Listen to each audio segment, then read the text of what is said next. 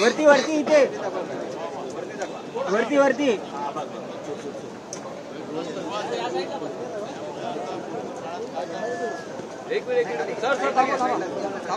थांबा वरती पकडा वरती पकडा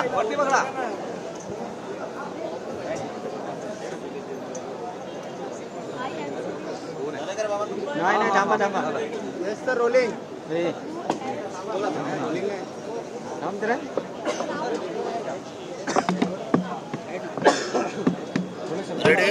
रेडी महाराष्ट्र राज्याची निर्मिती संयुक्त महाराष्ट्रासाठी खरं तर 105 हुतात्म्याने आपल्या जीवाचा बलिदान दिलेला आहे आणि या मुंबई सहित महाराष्ट्र ज्यावेळेला निर्माण झाला ती तारीख होती 1 मे 1960. 1 मे 1960ला महाराष्ट्र राज्याच्या नवनिर्मितीचा सुवर्ण कलश महाराष्ट्र राज्याचे प्रथम मुख्यमंत्री कैलासवासी यशवंतराव चव्हाण साहेबांनी हा सुवर्ण कलश महाराष्ट्रामध्ये एवढे किल्ले असताना फक्त छत्रपती शिवरायांचा जिथे जन्म झाला त्या किल्ले शिवनेरी शिवजन्मभूमी त्या शिवनेरीवर हा सुवर्ण कलश आणला. तिथे महाराष्ट्र राज्याची पहिली कॅबिनेट झाली आणि तिथूनच महाराष्ट्राच्या बलशाली महाराष्ट्राची स्वप्न पाहण्यात आली. पण आज 1 मे 1960 पासून तर आजपर्यंत प्रत्येक सरकार छत्रपती शिवरायांच्या नावाने येते. आपल्या सर्वांना माहित आहे छत्रपती शिवरायांचा आशीर्वाद मागत आहे.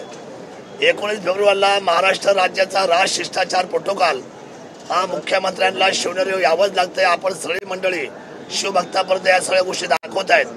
परंतु दुर्दैवाने आजपर्यंत मंत्रिमंडळामध्ये या छत्रपती शिवरायांच्या भूमीला स्थान मिळालेलं नाही. मी तिथला आमदार आहे, अपक्ष आमदार म्हणून निवडून आलो. इथून मागच्या कालखंडामध्ये 10-15 वर्ष मी शिवसेनेचा जिल्हा प्रमुख म्हणून काम करतोय. त्याच्या अगोदर एकदा आमदार झालेलो आहे आणि आतापर्यंत 1 मे 1960 पर्यंत आज तगायत एकदाही मंत्रिमंडळामध्ये कुठल्याच आमदारांना माझ्या भूमीतल्या स्थान देण्यात आलेलं नाही.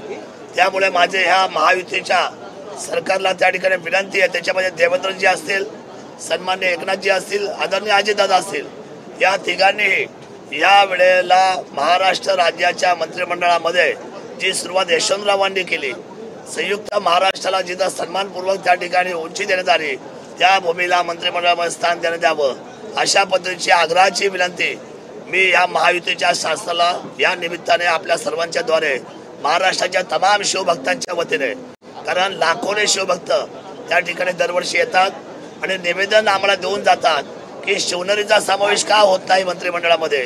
तर तो संपूर्ण शिवभक्ताचा भावनांचा आदर करून मी आजच्या या असलेल्या शासनाला, आपल्याला माहिती आहे की मुख्यमंत्र्याची निर्मिती झाली, मुख्यमंत्री हॉट सीटवर बसलेत, 2 उपमुख्यमंत्र्यांची शपथविधी झाली आणि आज अध्यक्षांची निवड झाली आहे.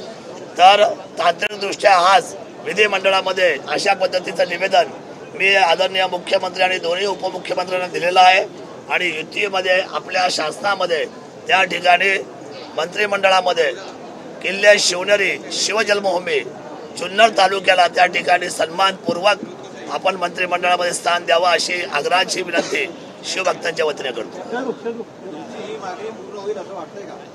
ही मागणी शिवनेरीची आहे, ही मागणी महाराष्ट्राच्या तमाम शिवभक्तांची आहे. ही मागणी वैयक्तिक शरद सोडण्याची नाही.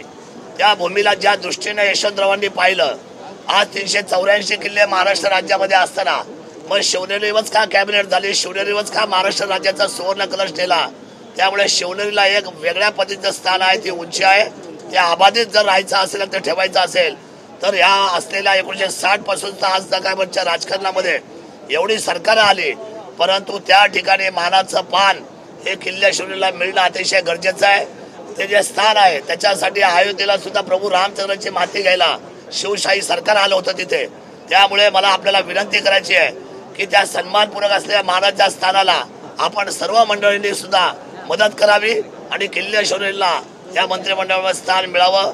मला खात्री आहे की महायुतीचं सरकार, शिवशाहीचं सरकार छत्रपती शिवरायांच्या नावाने जय जयकार करतंय, आशीर्वाद मागतंय. तर त्या शिवभूमीच्या असलेल्या मातीला न्याय मिळेल अशा पद्धतीची धारणा माझी आहे.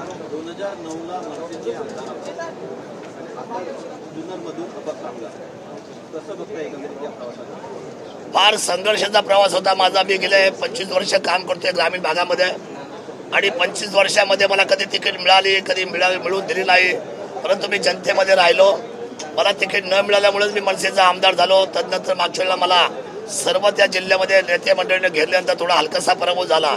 पण पुन्हा मी पाठीमागून येऊन पुन्हा एकदा त्या ठिकाणी जनतेच्या विश्वासाला पात्र ठरलो. जनतेने माझा न्यायनिवाडा केला आणि राज्यामध्ये जे 2 अपक्ष निवडून आले त्यापैकी एक अपक्ष आपल्या समोर उभा आहे.